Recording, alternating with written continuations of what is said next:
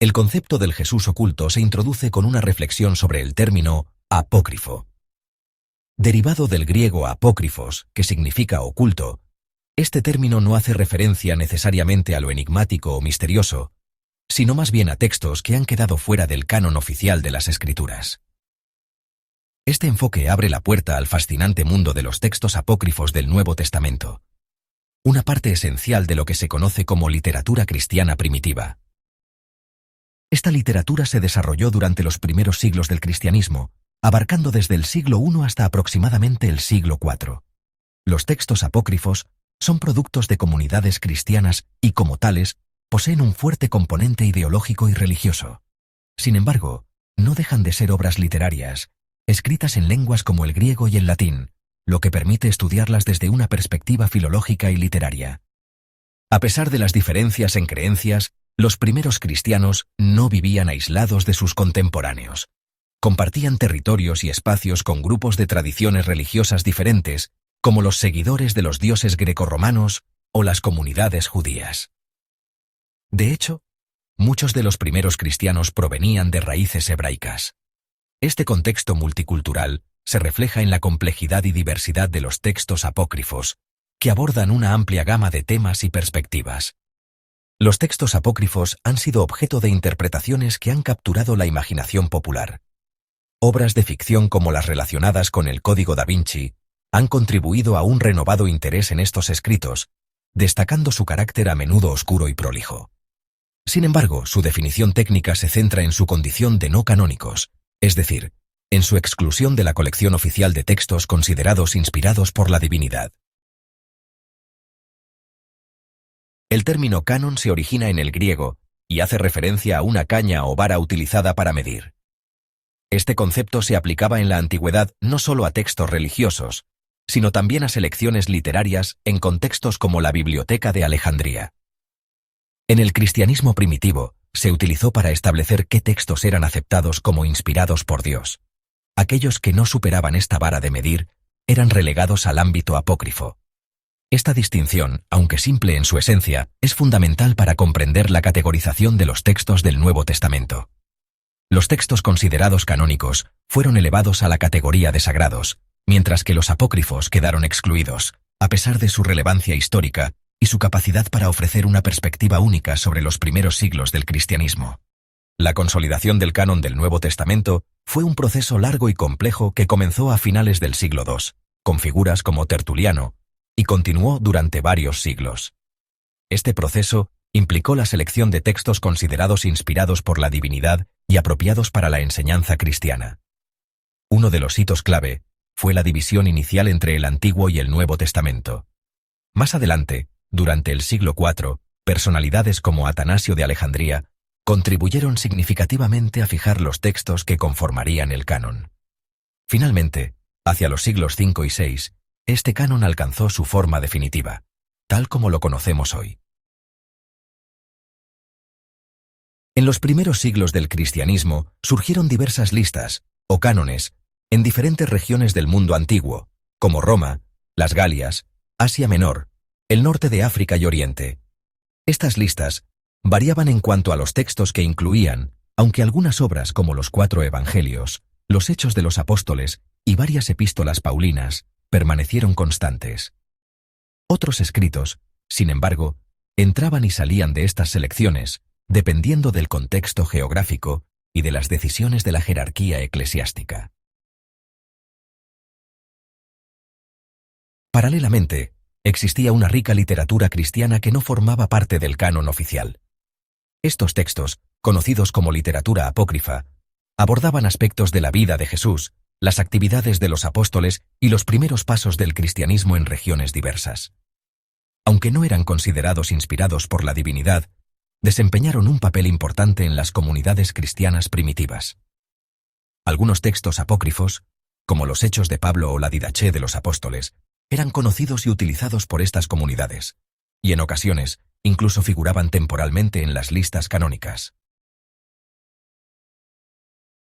Desde una perspectiva teológica, los textos apócrifos pueden tener menor relevancia que los canónicos.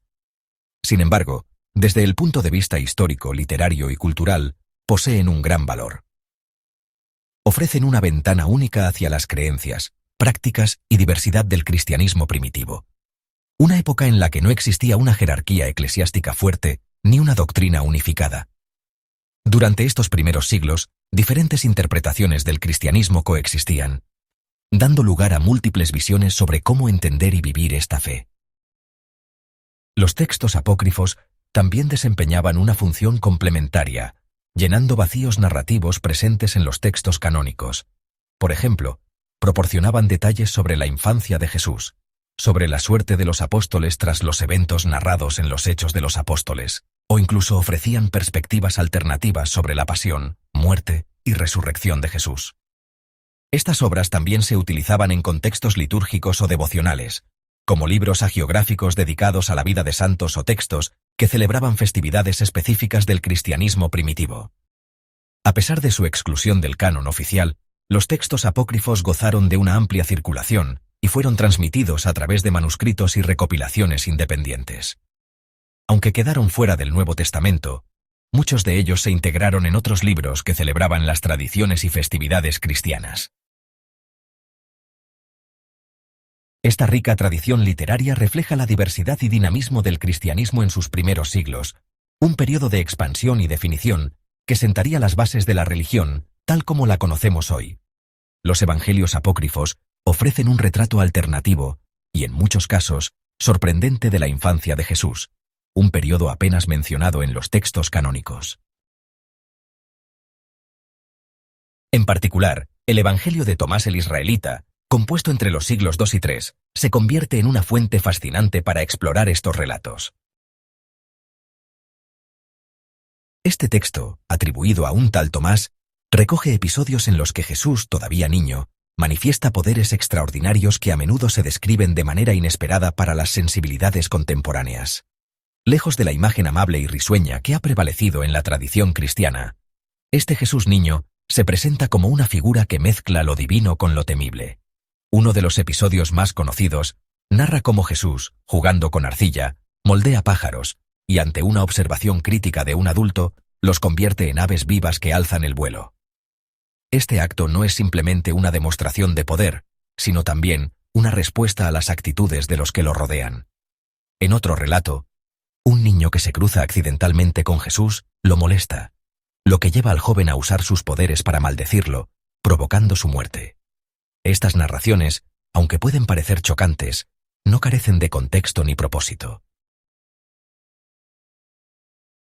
El temperamento vengativo y la demostración implacable de poder que se observan en estos textos reflejan una relación con la tradición hebraica y el carácter del Dios del Antiguo Testamento, conocido por su justicia severa. Esto no debe interpretarse como una mera contradicción con la imagen posterior de Jesús, sino más bien como una construcción literaria que responde a las necesidades y creencias de las comunidades que produjeron y consumieron estos textos. Además, es posible que estas historias hayan sido concebidas con una función didáctica, ofreciendo ejemplos de poder y justicia para una audiencia específica, en muchos casos niños cristianos, que podían identificarse con un Jesús niño y aprender de sus acciones y enseñanzas. Estos relatos no se limitan a mostrar a un Jesús caprichoso o vengativo, sino que también incluyen numerosos milagros que llenan los vacíos narrativos de los textos canónicos. Por ejemplo, los evangelios de la infancia abordan preguntas que el Nuevo Testamento deja sin responder. ¿Cómo fue la niñez de Jesús? ¿Qué sucedió con los apóstoles después de la muerte de Jesús? ¿Cómo fueron los primeros pasos del cristianismo?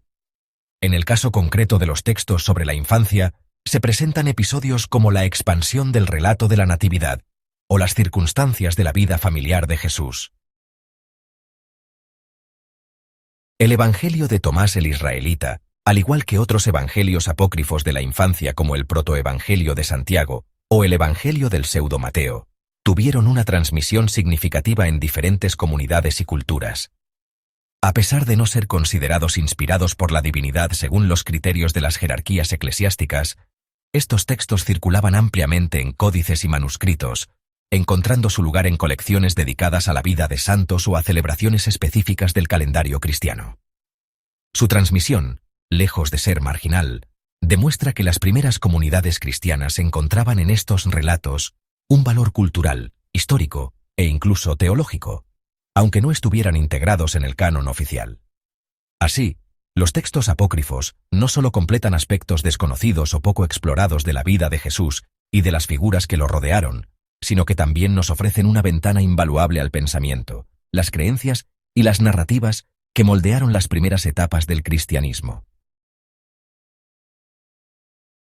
La imagen de un Jesús niño, cargado de poder y con un temperamento divino, nos recuerda que las construcciones religiosas son complejas, reflejo de las luchas internas y externas de las comunidades que las elaboran.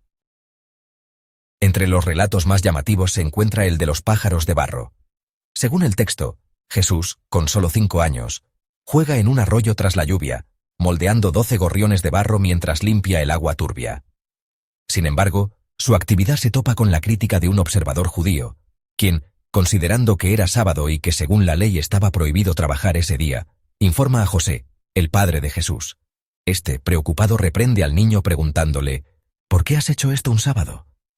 La respuesta de Jesús, cargada de simbolismo, es a la vez una demostración de poder y una subversión de las normas establecidas. Aplaude con las manos y pronunciando las palabras, «Marchaos, volad como si estuvierais vivos, los gorriones cobran vida y se alejan gorjeando». Este milagro provoca asombro en el fariseo que lo presencia, quien corre a contar lo sucedido. El texto muestra una conexión profunda con conceptos fundamentales tanto de la tradición judía como de otras culturas antiguas. El barro es un símbolo universal de creación, presente en el Génesis, donde Dios forma al hombre del polvo de la tierra y le insufla vida. Aquí Jesús utiliza su voz, subrayando la importancia del logos, la palabra como fuerza divina. El número 12 también puede asociarse tanto a las tribus de Israel como a los apóstoles. Las palabras de Jesús, marchaos, volad como si estuvierais vivos, parecen anticipar la misión de los apóstoles, quienes, tras su muerte y resurrección, se dispersarán para predicar por el mundo. Este pasaje, lejos de ser una simple escena infantil, encierra una carga simbólica que vincula la narrativa de la infancia de Jesús con su papel mesiánico y su relación con la ley judía. En otro relato, el hijo del sacerdote Anás, al ver lo que Jesús hacía, le recrimina por trabajar un sábado y destruye las pocillas donde el joven había recogido agua. Jesús, enfurecido, lo maldice con las palabras, «Sin raíz quedará tu fruto, y seco brote como rama quebrada por fuerte viento». De inmediato, el niño queda seco, marcando un contraste absoluto con los relatos canónicos, en los que Jesús cura y devuelve vida. En este caso, la reacción es punitiva, mostrando un Jesús que actúa con una justicia implacable, propia del Antiguo Testamento. La reacción de Jesús en el Evangelio apócrifo, aunque más severa, responde a un contexto similar, cuestiona la rigidez de la ley y reafirma que su autoridad está por encima de estas normas humanas. En el protoevangelio de Santiago se describe cómo María acaba de dar a luz, y una partera llamada Salomé, incrédula ante la idea de que una virgen pudiera haber alumbrado, busca probar la verdad con sus propias manos. Introduce su dedo para examinar la naturaleza de María. De repente, un grito la atraviesa. ¡Ay de mí! Mi incredulidad tiene la culpa. Su mano queda carbonizada, negra como el carbón, una advertencia física de su duda. Es solo al tocar al recién nacido que su carne se regenera, y el milagro de la maternidad virginal queda confirmado. La mano que intentó escrutar lo sagrado encontró redención en el contacto con lo divino. En uno de los relatos más enigmáticos, Jesús juega en una terraza con otros niños. Uno de ellos, Zenón, cae al vacío y muere. La escena se llena de llantos y señalamientos, y los padres de Zenón, al ver a Jesús de pie junto al cuerpo, no necesitan pruebas. Fue él. Jesús con calma baja al cadáver, lo toca y llama, «Zenón, levántate y di si yo te empujé». Y Zenón obediente revive. Se levanta, abre los ojos y responde, «No, Señor. La verdad está dicha, la culpa disipándose como niebla en el viento». Pero entonces, con una dulzura desconcertante, Jesús añade, «Ya puedes dormir». Y el niño vuelve a morir. Este no es el Jesús consolador que conocemos, sino un niño que experimenta con lo extraordinario. Su resurrección no es un acto de compasión, sino una defensa personal. El verbo que devuelve la vida parece aquí menos un don divino y más un recurso práctico. En otro relato, se cuenta cómo los padres de un niño muerto llegan a José, culpándolo. Enséñale a bendecir y no a maldecir. En esta súplica se siente la tensión. Jesús, Dios hecho carne, es aún un niño, con todo lo que ello implica. Su divinidad está presente, pero su humanidad, inmadura y en desarrollo, necesita guía. José, en la tierra, y Dios Padre, en el cielo, comparten la tarea de moldear al Mesías. Más adelante, Jesús aprenderá a usar su palabra no como un látigo, sino como bálsamo. La última resurrección que se narra en el Evangelio de Tomás lo muestra ya transformado. Ahora, un niño enfermo muere, y Jesús, con 7 años, lo toca en el pecho y dice: «A ti te digo, pequeño, no mueras, sino vive, y estate con tu madre». Esta vez, la vida regalada es permanente, no efímera. Los vecinos al ver al niño revivir murmuran: «Este niño es un dios». Pero Jesús, indiferente a la veneración, vuelve a jugar con sus amigos. Su milagro no lo aparta del mundo, lo devuelve a él. A lo largo de los siglos, diversos textos han intentado llenar los vacíos dejados por los evangelios canónicos sobre la infancia de Jesús.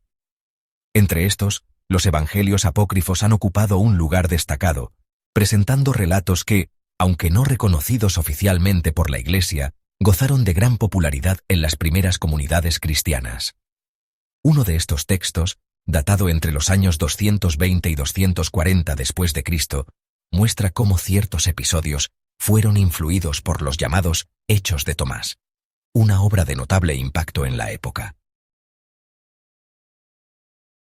En estas historias, todo lo que Jesús decía con su palabra se convertía en realidad, en acción concreta. Esta característica resaltaba la naturaleza divina de Jesús, diferenciándolo de otros personajes de la época.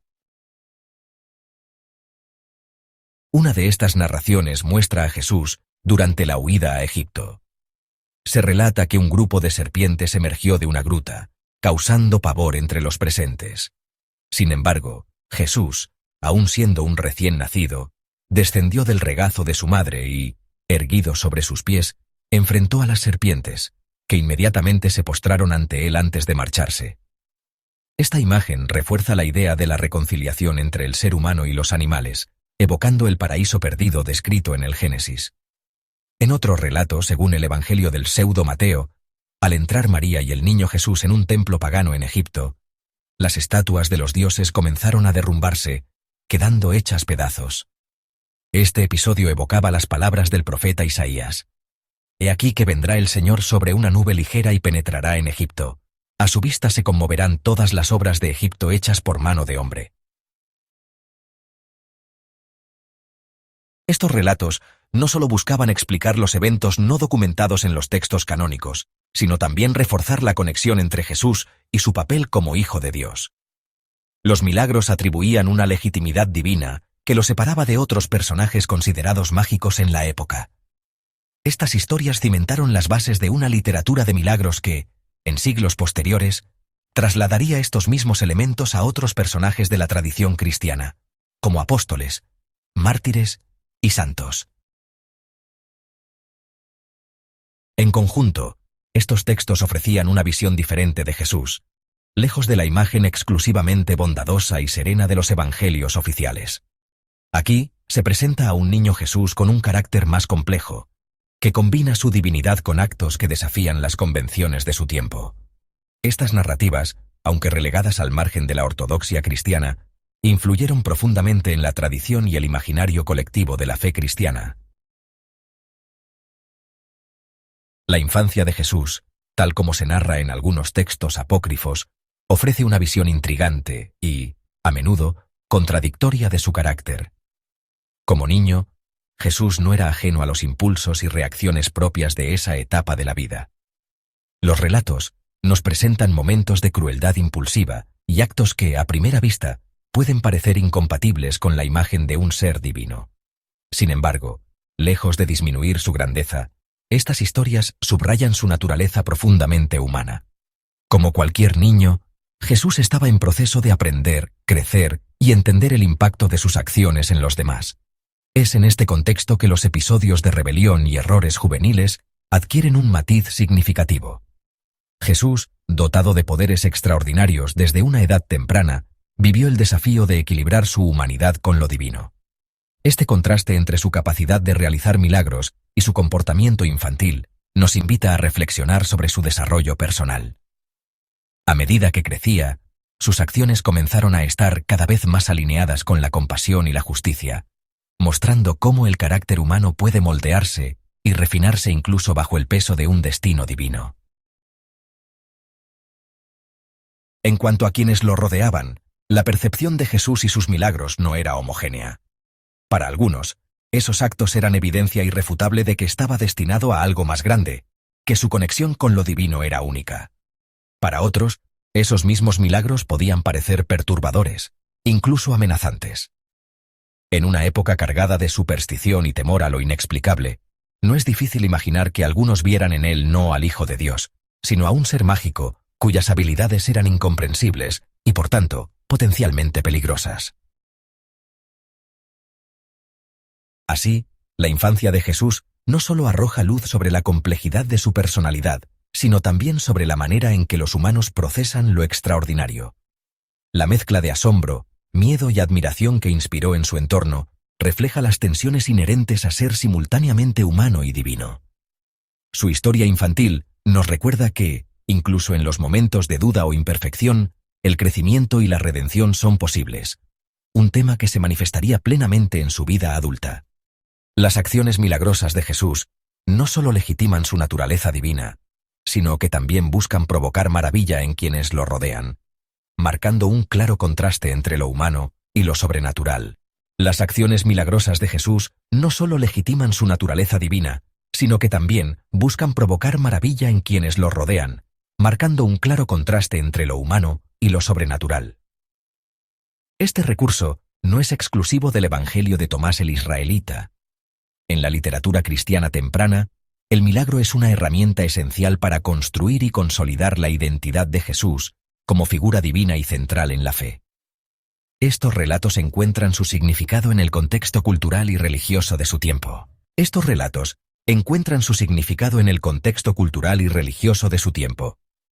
Los milagros de Jesús, incluso en su infancia, no son meras anécdotas, sino narrativas cargadas de simbolismo que exploran temas de creación, autoridad y la relación entre divinidad y humanidad.